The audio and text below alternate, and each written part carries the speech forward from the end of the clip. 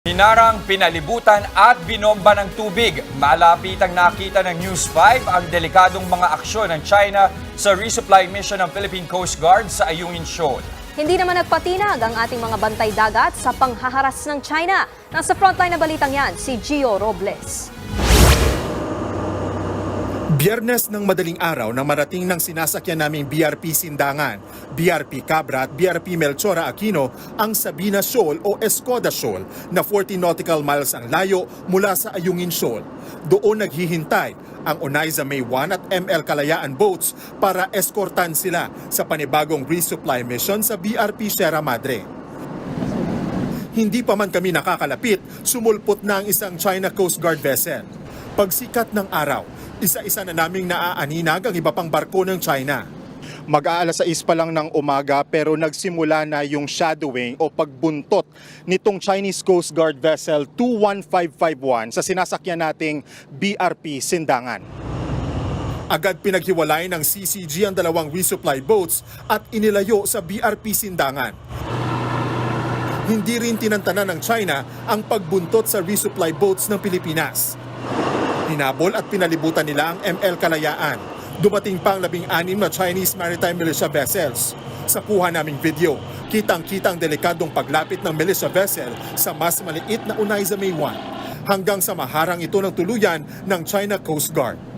Sa puntong ito ay nasa 12 nautical miles na yung layo natin mula sa Ayungin Shoal. Kung makikita nyo nga dito, ito yung Onaiza May 1 at yan yung puti naman, yan yung ML Kalayaan, yan yung dalawang resupply boats na maghahatid ng pagkain, gamit at ibang supply sa mga tropa natin sa BRP Sierra Madre. Kasabay ng pakikipagpatintero ng ating mga barko, nagpalitan din ng radio challenge ang China at Philippine Coast Guard. Ginigiit ng China na nanghihimasok ang Pilipinas sa kanila umanong teritoryo. Hindi naman nagpatalo ang PCG. To China Coast Guard Vessel 5203.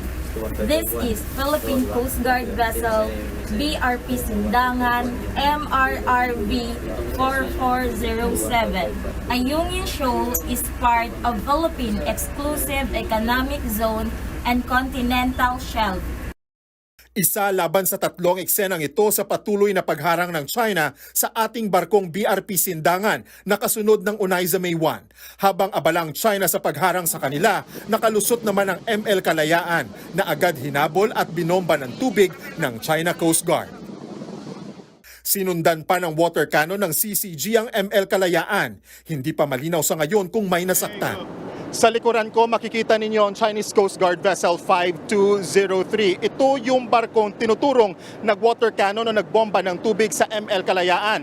Yan din ang parehong barkong bumangga sa Onaiza May 2 na magsagawa tayo ng resupply mission nitong October 22.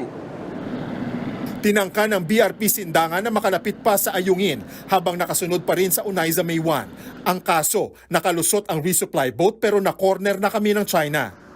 8:07 na ng umaga at sa mga puntong ito, nasa 1 nautical mile na lang yung layo natin sa Ayungin Shoal kung saan nakasadsad ang BRP Sierra Madre.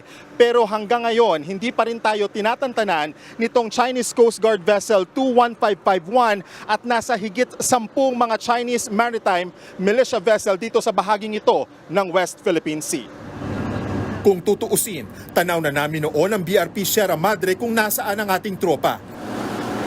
Pero dahil hindi na makausad ang sinasakyan naming BRP Sindangan at iba pang Philippine vessel, nag-deploy na lang ng rubber boats ang PCG. Ito ang unang pagkakataon na nakalapit ang media sa BRP Sierra Madre. Pasado alas 9 naman ang tuluyang makalusot at makadaong ang dalawang resupply boats sa tabi ng BRP Sierra Madre. Mula rito sa West Philippine Sea, nagbabalita mula sa Frontline, Gio Robles, News 5. Mga kapatid, Lucy Cruz Valdez po, maging maalam at may pakialam sa mga napapanahong balita sa bansa. Tumutok at mag-subscribe sa News 5 social media pages.